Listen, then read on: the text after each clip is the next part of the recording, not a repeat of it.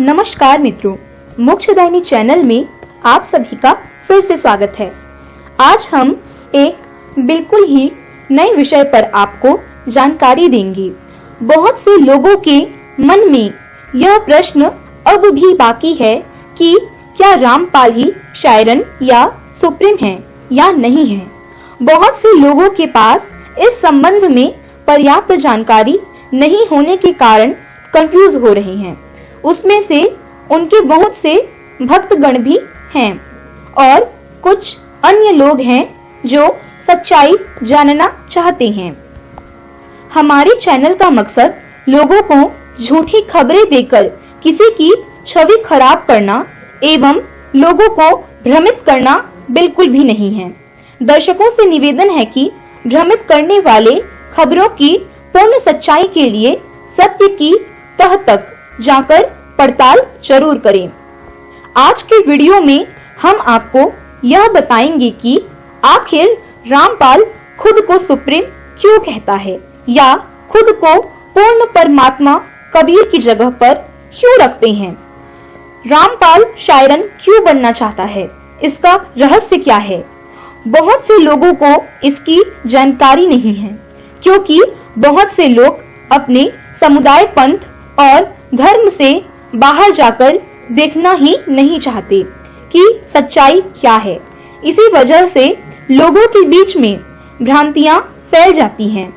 अगर आप सच को जानने के लिए इच्छुक हैं तो अपने ज्ञान के दायरे को विकसित कीजिए। आपको सच्चाई मालूम हो जाएगी कि आखिर क्यों। यह वीडियो ज्ञान के दर्शन के लिए विस्तृत हो सकता है, इसलिए जो हिंदू धर्म और कबीर पंथ के मोक्ष धाम के ज्ञान के रहस्य को जानना चाहता है वह इस वीडियो के सीरीज को देखने के लिए चैनल को सब्सक्राइब कर लें एवं बेल आइकन को पुश कर ऑल पर टच कर दें, जिससे नए वीडियो के अपलोड की नोटिफिकेशन आप तक पहुंच सके। रामपाल के इस मकसद को जानने के लिए आपको कबीर पंथ के इतिहास को खंगालना पड़ेगा। जैसा कि आप सभी ने कभी न कभी अपने स्कूलों के पाठ्य पुस्तक में कबीर का नाम जरूर सुना होगा, उसके दोहे भी पढ़े होंगे। आज भी कई जगह पर कबीर के मठ का आश्रम और उनके मानने वाले अनेक पंथ भी हैं जो अपने पथ प्रदर्शकों के अनुसार पंथ का निर्वहन करते हैं। कबीर पंथ के वर्तमान में कुल 12 पंथ तक के ही पथ प्रदर्शक हुए हैं, जिसका वर्णन कबीर पंथ के महाग्रंथ कबीर सागर में वर्णन है। कबीर पंथ के शब्दों से ही कई अन्य मत मतांतर वाले विचारधारा एवं पंथ का निर्माण हुआ, जिसमें राधा स्वामी, गुरु नानक जी के पंथ, रविदास और अन्य न्याय कबीर पंथ जो कि देश के विभिन्न हिस्सों में फैले हुए हैं, सभी कबीर की वाणी को ही आधार बनाकर पंथ चला रहे हैं।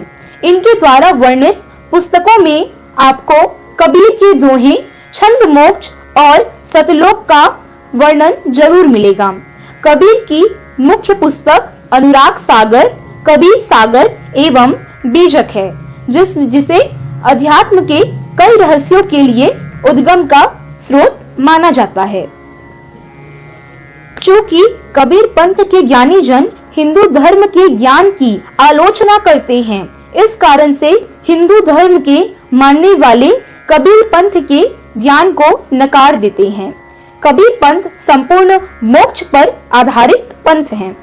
कबीर पंथ के अनुसार सतलोक वह जगह है जहां से सभी जीव आत्मा इस धरती अर्थात पृथ्वी पर एवं अन्य ग्रहों पर जीवन के रूप में आए हैं और उन्हें वापस अपने धाम जाने के लिए रास्तों का ज्ञान न होने से 84 लाख योनियों में फंसकर यहीं के होकर रह गए हैं।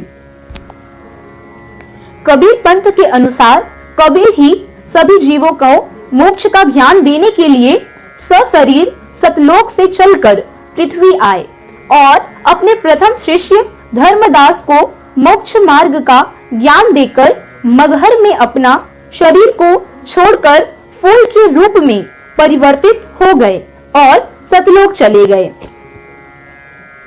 सतलोक जाने से पहले वह गुरु नानक जी, गरीबदास जी और अन्य कई महान पुरुषों को सतलोक के दर्शन कराकर वापस धरती पर छोड़ गए, जिससे वह उचित रीति से इस मोक्ष ज्ञान का पालन करते हुए सतलोक को जा सके। इस बात का जिक्र आपको गुरु ग्रंथ साहिब, राधा स्वामी पंथ की पुस्तकों और अन्य पुस्तकों में भी मिल जाएगा। हिंदू धर्म के मानने वाले मोक्ष धाम बैकुंठ को मानते हैं, जिसमें श्री हरि विष्णु का निवास है।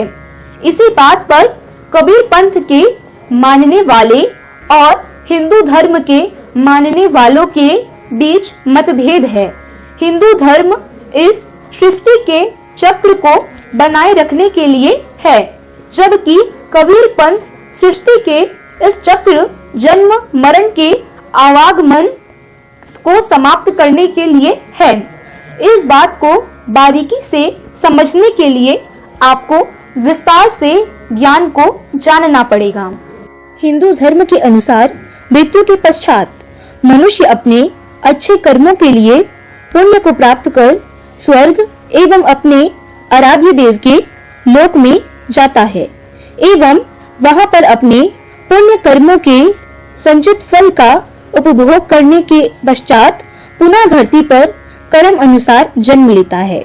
यह जन्म उनके पूर्व जन्मों में संचित कर्मों के अनुरूप अलग अलग योनियों में प्राप्त होती है। इस तरह से एक मनुष्य बार बार धरती पर जन्म लेकर पाप पुण्य करता हुआ बार बार इस ब्रह्मांड के अलग अलग लोकों में देह धारण करता है। यह श्रृंखला बैकुंठ धाम पर जाकर खत्म होती है, ऐसा हिंदू धर्म में मान्यता है। जबकि कबीर पंथ में इसे काल के ब्रह्मांड के रूप में बताया गया है, अर्थात मृत्यु पश्चात जीव स्वर्ग, मृत्यु पाताल, गंधर्व लोक इत्यादि लोकों में कर्म अनुसार विभिन्न योनियों में जन्म धारण करता है, जो कि इस सृष्टि चक्र को बनाए रखने के लिए है। यदि सभी जीवों को मोक्ष प्राप्त हो गया तो यह धरती जीवों से खाली हो जाएगी। जब इस धरती पर कोई भी जीव नहीं रहेगा तो इस सृष्टि की रचना का कोई महत्व ही नहीं रह जाएगा। इसलिए कबीर पंथ के लोग सभी जीवों को सतलोक जाने के लिए प्रेरित करते हैं, जिससे बार बार के आवागमन से मुक्ति या मोक्ष मिल सके। कबीर पंथ के अनुसार सभी जीव अविगत से चलकर आए हैं। अविगत अर्थात जहाँ सभी जीव सर्वप्रथम अपने मालिक परमात्मा के साथ उनके लोक में रहा करते थे।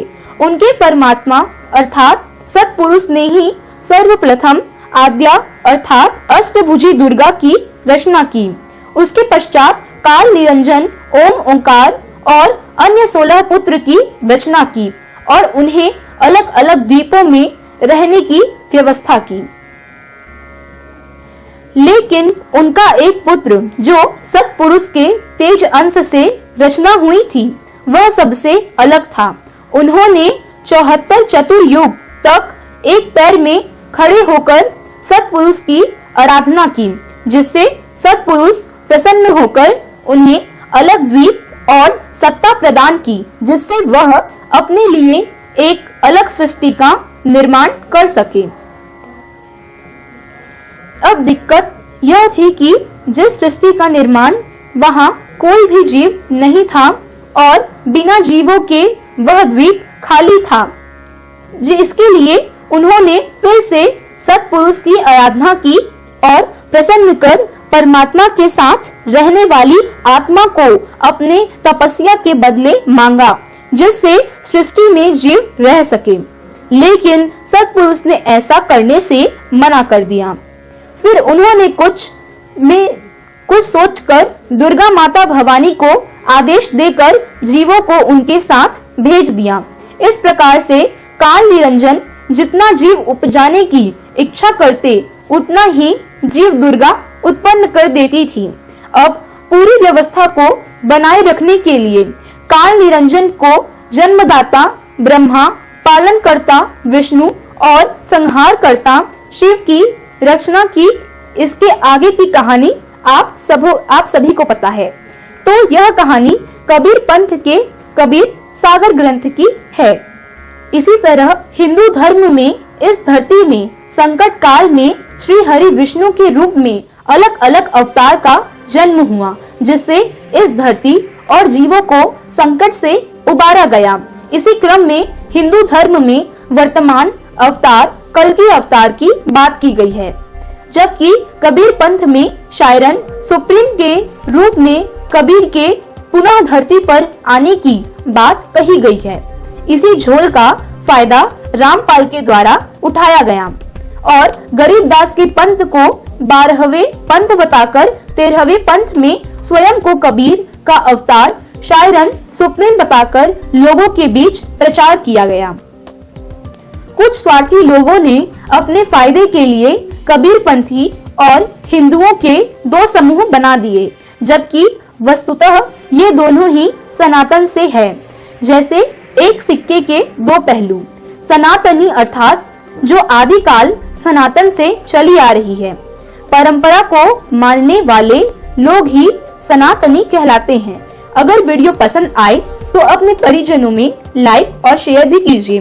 धन्यवाद। आपका दिन शुभ हो।